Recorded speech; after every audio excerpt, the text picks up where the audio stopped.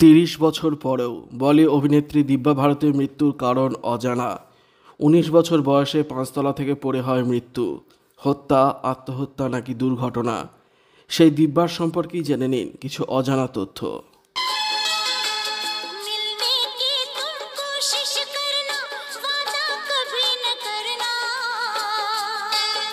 ১৯৭৪ সালের ২৫শে ফেব্রুয়ারি মুম্বাইয়ে জন্ম। নবম শ্রেণী পর্যন্ত পড়াশুনো, তারপর অভিনয়।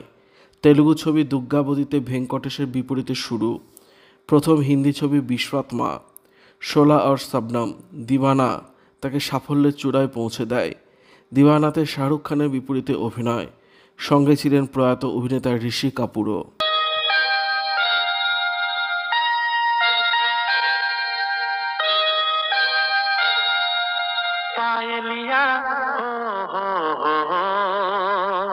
শোলা আর শবনমে অভিনয়ের সময় গোবিন্দার সঙ্গে আলাপ।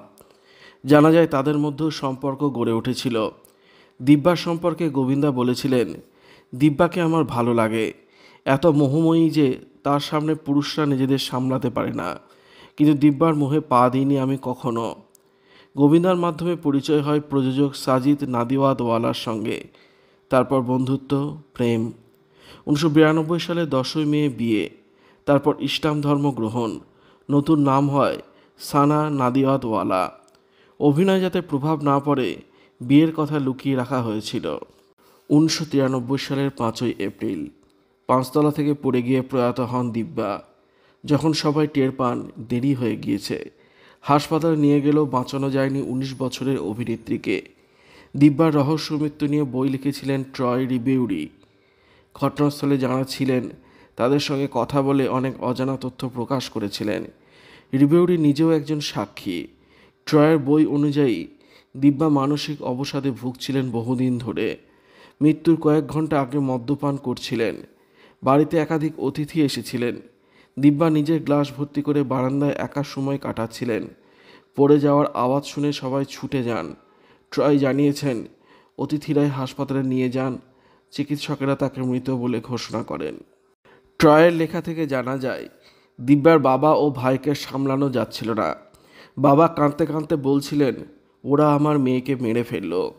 ভোরবেলা দিব্যার মা হাসপাতালে পৌঁছান। তিনি বিশ্বাসই করছিলেন না। তবে হাসপাতালে দিব্যার বাবা ও ভাই মাকে দোষারোপ করছিলেন, যার কারণ আজও অজানা। সাজিদ হাসপাতালে পৌঁছেছিলেন মৃত্যুর ঘণ্টাখানেক পরে। দিব্যার মৃতদেহ দেখে হৃদরোগে আক্রান্ত হয়ে পড়েন বলে জানিয়েছেন ট্রয়। তাঁকে আইসিইউতে ভর্তি করানো হয়। জ্ঞান ফেরার পর স্ত্রীর মৃত্যু মেনে নিতে পারছিলেন না। ফের তাকে ঘুমের ওষুধ দিয়ে ঘুম পাড়িয়ে দেন চিকিৎসকেরা। দিব্যার এক অতিথি ডিজাইনার নিতা লুল্লা পুলিশকে জানান, কয়েক মুহূর্তের মধ্যে সব কিছু ঘটে যায়। তাই তিনি স্পষ্ট করে জানেন না যে দিব্যা আত্মহত্যা করেছিলেন নাকি পা পিছলে পড়ে গিয়েছিলেন। দিব্যার বন্ধু পুলিশকে জানান, মৃত্যুর সময় নিতা তার সঙ্গেই ছিলেন। দিব্যা বারান্দার রেলিং ধরে দাঁড়িয়ে আত্মহত্যার হুমকি দিচ্ছিলেন। নিতা বাঁচানোর জন্য এগোতে থাকে, সঙ্গে সঙ্গে দিব্যা ঝাঁপ দেন। সেদিন সন্ধেবেলায় সাজিদের সঙ্গে তার বিবাদ হয়। সাজিদ বাড়ি থেকে বেরিয়ে যান। দিব্যা হুমকি দিয়েছিলেন, তুমি যদি ১০ মিনিটের মধ্যে ঘরে না ঢোকো আমাকে আর দেখতে পাবে না। দিব্যার বন্ধু জানান, সাজিদ হুমকিকে পাত্তা দেননি। দিব্যার আর এক প্রতিবেশী বলেন, সেদিন সাজিদের সঙ্গে ঝগড়ার পর অনেকগুলি ঘুমের ওষুধ খান দিব্যা। সাজিদ ভয় পেয়ে তাদের প্রতিবেশী নিতা লুল্লা ও তার স্বামীকে ডাকেন। তারা এসে দিব্যার ভাই এবং সাজিদকে বের করে দেন। সেই সময় দিব্যার ভাই তার বাড়িতেই ছিলেন।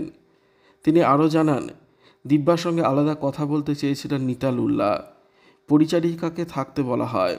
তিনি ছিলেন রান্নাঘরে।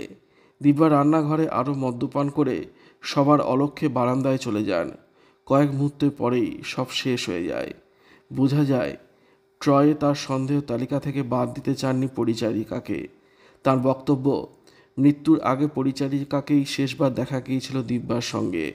কিন্তু ট্রয়ের আক্ষেপ, পুলিশ একবারও তাকে জিজ্ঞাসাবাদ করেনি। দিব্যার মৃত্যুর খবর পেয়ে হাসপাতালে গিয়েছিলেন বনি কাপুর, গোবিন্দা, সঞ্জয় কাপুর, সাইফ আলি খান প্রমুখরা। ভিডিওটি আপনার কেমন লাগলো কমেন্টের মাধ্যমে লিখে জানাবেন, আর অবশ্যই চ্যানেলটি সাবস্ক্রাইব করবেন। ধন্যবাদ।